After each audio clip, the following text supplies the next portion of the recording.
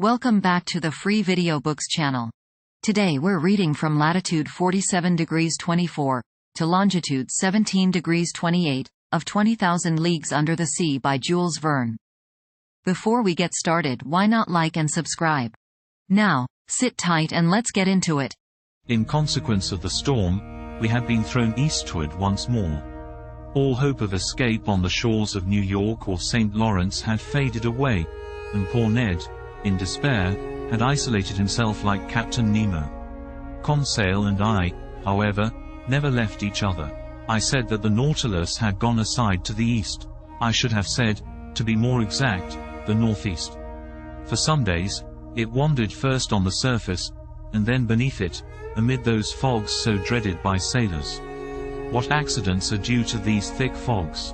What shocks upon these reefs when the wind drowns the breaking of the waves? What collisions between vessels, in spite of their warning lights, whistles, and alarm bells. And the bottoms of these seas look like a field of battle, where still lie all the conquered of the ocean, some old and already encrusted, others fresh and reflecting from their iron bands and copper plates the brilliancy of our lantern. On the 15th of May we were at the extreme south of the bank of Newfoundland. This bank consists of alluvia, or large heaps of organic matter, brought either from the equator by the Gulf Stream, or from the North Pole by the counter-current of cold water which skirts the American coast. There also are heaped up those erratic blocks which are carried along by the broken ice, and close by, a vast charnel house of mollusks, which perish here by millions. The depth of the sea is not great at Newfoundland, not more than some hundreds of fathoms, but towards the south is a depression of 1,500 fathoms. There the Gulf Stream widens. It loses some of its speed and some of its temperature, but it becomes a sea. It was on the 17th of May, about 500 miles from Heart's Content, at a depth of more than 1,400 fathoms, that I saw the electric cable lying on the bottom. Conseil, to whom I had not mentioned it, thought at first that it was a gigantic sea serpent. But I undeceived the worthy fellow, and by way of consolation related several particulars in the laying of this cable. The first one was laid in the years 1857 and 1858, but, after transmitting about 400 telegrams, would not act any longer.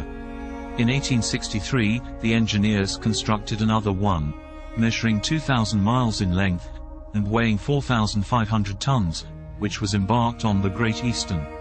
This attempt also failed. On the 25th of May the Nautilus, being at a depth of more than 1,918 fathoms, was on the precise spot where the rupture occurred which ruined the Enterprise.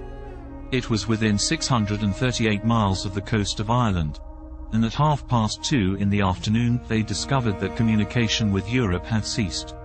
The electricians on board resolved to cut the cable before fishing it up, and at 11 o'clock at night they had recovered the damaged part. They made another point and spliced it, and it was once more submerged. But some days after it broke again, and in the depths of the ocean could not be recaptured. The Americans, however, were not discouraged. Cyrus Field, the bold promoter of the enterprise, as he had sunk all his own fortune, set a new subscription on foot, which was at once answered, and another cable was constructed on better principles. The bundles of conducting wires were each enveloped in gutta percha, and protected by a wadding of hemp, contained in a metallic covering. The Great Eastern sailed on the 13th of July, 1866. The operation worked well, but one incident occurred. Several times in unrolling the cable they observed that nails had recently been forced into it, evidently with the motive of destroying it. Captain Anderson, the officers, and engineers consulted together, and had it posted up that, if the offender was surprised on board, he would be thrown without further trial into the sea. From that time the criminal attempt was never repeated. On the 23rd of July the Great Eastern was not more than 500 miles from Newfoundland, when they telegraphed from Ireland the news of the armistice concluded between Prussia and Austria after Sadowa. On the 27th, in the midst of heavy fogs, they reached the port of Heart's Content. The enterprise was successfully terminated, and for its first dispatch, young America addressed old Europe in these words of wisdom, so rarely understood: "Glory to God in the highest, and on earth peace, goodwill towards men. I did not expect to find the electric cable in its primitive state, such as it was on leaving the manufactory. The long serpent, covered with the remains of shells, bristling with foraminiferae, was encrusted with a strong coating which served as a protection against all boring mollusks. It lay quietly sheltered from the motions of the sea, and under a favorable pressure for the transmission of the electric spark which passes from Europe to America in 0.32 of a second. Doubtless this cable will last for a great length of time, for they find that the gutta percha covering is improved by the seawater. Besides, on this level, so well chosen, the cable is never so deeply submerged as to cause it to break. The Nautilus followed it to the lowest depth, which was more than 2,212 fathoms, and there it lay without any anchorage. And then we reached the spot where the accident had taken place in 1863. The bottom of the ocean then formed a valley about 100 miles broad, in which Mont Blanc might have been placed without its summit appearing above the waves. This valley is closed at the east by a perpendicular wall more than 2,000 yards high.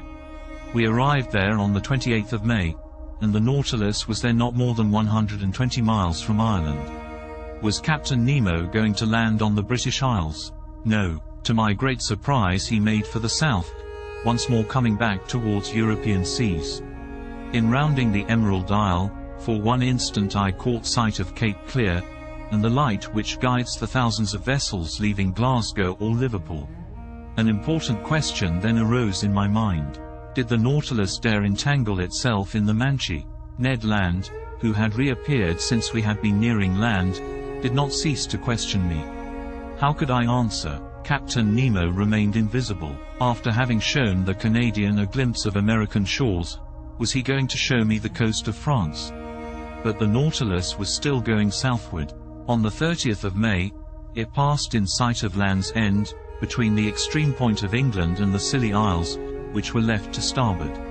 If we wished to enter the Manchi, he must go straight to the east. He did not do so. During the whole of the 31st of May, the Nautilus described a series of circles on the water, which greatly interested me.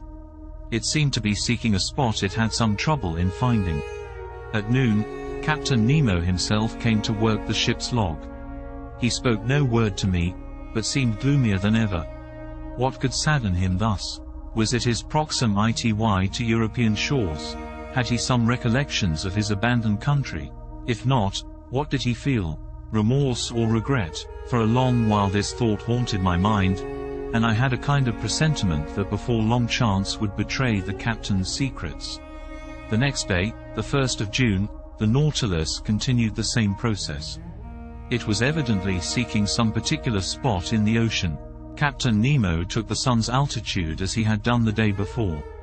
The sea was beautiful, the sky clear. About 8 miles to the east, a large steam vessel could be discerned on the horizon. No flag fluttered from its mast, and I could not discover its nationality. Some minutes before the sun passed the meridian, Captain Nemo took his sextant, and watched with great attention. The perfect rest of the water greatly helped the operation. The Nautilus was motionless. It neither rolled nor pitched. I was on the platform when the altitude was taken, and the captain pronounced these words, "It is here." He turned and went below. Had he seen the vessel which was changing its course and seemed to be nearing us? I could not tell. I returned to the saloon. The panels closed. I heard the hissing of the water in the reservoirs. The Nautilus began to sink, following a vertical line, for its screw communicated no motion to it.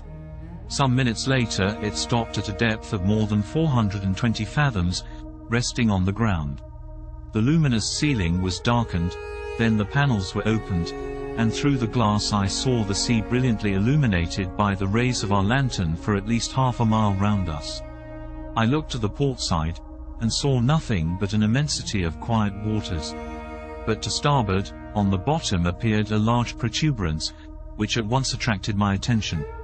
One would have thought it a ruin buried under a coating of white shells, much resembling a covering of snow. Upon examining the mass attentively, I could recognize the ever-thickening form of a vessel bare of its masts, which must have sunk. It certainly belonged to past times. This wreck, to be thus encrusted with the lime of the water, must already be able to count many years past at the bottom of the ocean. What was this vessel? Why did the Nautilus visit its tomb? Could it have been aught but a shipwreck which had drawn it under the water? I knew not what to think, when near me in a slow voice I heard Captain Nemo say. At one time this ship was called the Marseillais. It carried 74 guns, and was launched in 1762. In 1778, the 13th of August, commanded by Le Poipe Vertrou, it fought boldly against the Preston. In 1779, on the 4th of July, it was at the taking of Granada, with the squadron of Admiral Estaing. In 1781, on the 5th of September, it took part in the Battle of Comte de Grasse, in Chesapeake Bay. In 1794, the French Republic changed its name. On the 16th of April, in the same year, it joined the squadron of Villaret-Joyeuse, at Brest, being entrusted with the escort of a cargo of corn coming from America, under the command of Admiral Van Stebbel. On the 11th and 12th prairial of the second year, this squadron fell in with an English vessel. Sir, today is the 13th prairial, the 1st of June, 1868. It is now 74 years ago, day for day on this very spot, in latitude 47A degree 24 a euro squared, longitude 17A degree 28 a euro squared, that this vessel, after fighting heroically, losing its 3 masts, with the water in its hold, and the third of its crew disabled, preferred sinking with its 356 sailors to surrendering, and, nailing its colors to the poop, disappeared under the waves to the cry of, "Long live the Republic." "The Avenger," I exclaimed. "Yes, sir, the Avenger. A good name," muttered Captain Nemo, crossing his arms. Did you enjoy today's chapter of 20,000 Leagues Under the Sea? Why not subscribe and ring the bell? Next time we'll be reading a hecatome. Don't miss it.